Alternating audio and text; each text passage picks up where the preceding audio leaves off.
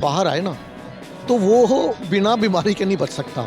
मैं आपको बताऊं, जब दिल्ली प्रदेश अध्यक्ष थे आदेश गुप्ता जी, तो माननीय आदेश गुप्ता जी ने अरविंद के लिए भी 2000 करोड़ का टेंडर था। और उसके अंदर ये बताया कि टेंडर जो इन्होंने 4 टेंडर निकाले थे उसके लिए मात्र 3 लोगों ने ही अप्लाई किया। एक को 1 टेंडर मिला, दूसरे को दूसरा और तीसरे को 2 टेंडर दिए गए। ये मैं फैक्ट्स के साथ बता रहा हूँ। पहले तो ये बता रहे थे 1500 करोड़ का है, बाद में इसको बढ़ा दिया गया देने। कि जो पानी के या बिजली के जो बड़े हुए बिल हैं, जो पानी के बिल जो हैं जो बड़े हुए आ रहे हैं, ये 5 महीने अंदर चले गए थे, उस कारण कुछ रुकावट आ गई।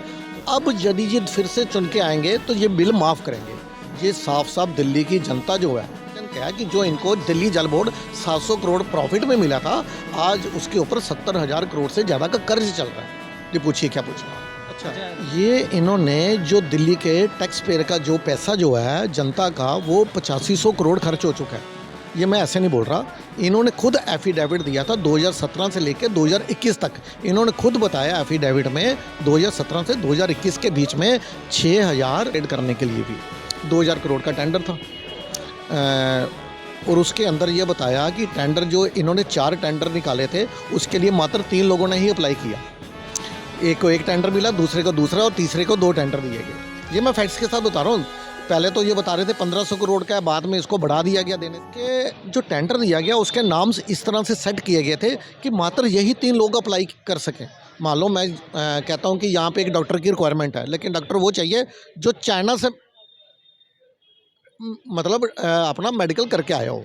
इन्होंने ऐसी टर्म्स एंड कंडीशन लगा दी कि मात्र यही 3 लोग अप्लाई कर सकें। उसके अंदर भी घोटाला हुआ। देखो, इन्होंने 10 वर्ष यमुना की क्लीनिंगनेस के लिए कुछ नहीं किया। अब ये आखिरी समय आता है, ये एज यूजुअल ये अधिकारी हमारी नहीं सुनते, एलजी रुकावटें डाल रहे हैं, मोदी जी काम नहीं करने दे रहे। ये जनता ना अब इनके इस तरह की नौटंकी से उब चुकी है। देखिए, झूठ चलता है कुछ हद तक, एक बार चल गया, 2 बार, आप 10 साल दिल्ली की जनता को बेवकूफ़ बना रहे हो।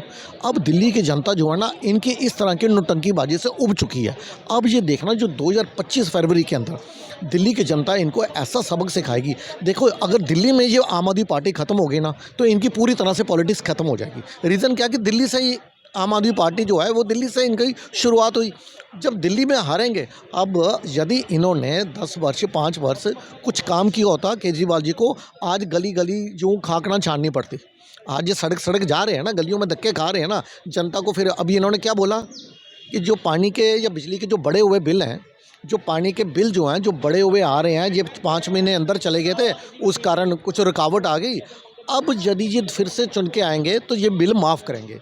ये साफ साफ दिल्ली की जनता जो है उनके साथ एक दगा किया जा रहा है। यदि इन्होंने माफ़ करने हैं तो जो आतिशी मार लेना है, क्या उनके पास पावर नहीं है? उनके पास भी अथॉरिटी है। आप कह रहे हो मैं जब दोबारा मुख्यमंत्री बन के आऊँगा तब माफ़ करूँगा, तो अभी भी आप मुख्यमंत्री हो। इवन कि केजरीवाल सुपर मुख्यमंत्री हैं, और जो नई नवेली जो कम्युनिस्ट खड़ाऊ मुख्यमंत्री जो मीडिया आतिशी मार लेना, वो भी तो माफ़ कर सकती हैं। इन्होंने पहले एलजी को लेटर लिखी थी कि ये जो पानी के बढ़े हुए बिल हैं, इसकी संख्या जो है लगभग ये 10 लाख के आसपास है, और दिल्ली में जो उपभोक्ता है वो है कोई 27 लाख के आसपास, 27.5 लाख। तो एलजी साहब ने कहा जी, जो बड़े हुए बिल जो आप माफ़ करने जा रहे हो उन लोगों के जिन्होंने नहीं भरे, लेकिन जिन्होंने बड़े हुए बिल भर दिए तो आप उनके भी माफ़ कीजिए। अगर माफ़ करने हैं तो सभी के कीजिए ना। किसी डर के कारण भर दिया हो अगर बिल 50,000 का, 70,000 रुपये का, तो उसका भी तो माफ़ होना चाहिए।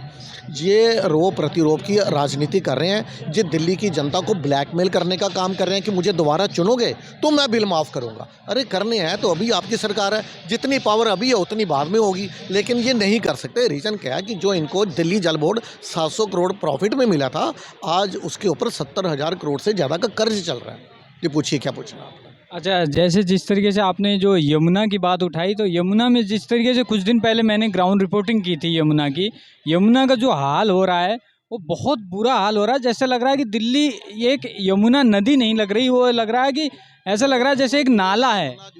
तो ये जैसे कि जिस तरीके से हम देखें तो ये जो ओखला इंडस्ट्री है, इंडस्ट्रियल एरिया है, वहाँ से मुझे लगता है कि उसके बाद ही ये यमुना जो ज़्यादा प्रदूषित हो रही है, उसके बाद ही हो रही है। क्या आपको ये लगता नहीं ऐसे? क्या इस पर आप क्या कहना चाहेंगे? जिस तरीके से ये दिल्ली जल बोर्ड के अंडर में 10 जो वाटर सीवेज प्लांट आते हैं उसमें कोई काम नहीं चल रहा, कुछ ऑपरेशन में नहीं है, कुछ ख़राब है, कुछ पूरी तरह से बंद पड़े हैं।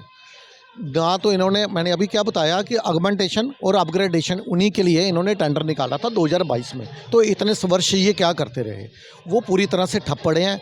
ये जो डायरेक्ट जो दिल्ली का जनता का जो मल मूत्र डायरेक्ट यमुना मैया में गिर रहा है ना, तो ये यमुना मैया को पूरा गंदे नाले में कन्वर्ट कर दिया। कोई भी शख्स ऐसा जो डुबकी लगा के बाहर आए ना, तो वो बिना बीमारी के नहीं बच सकता।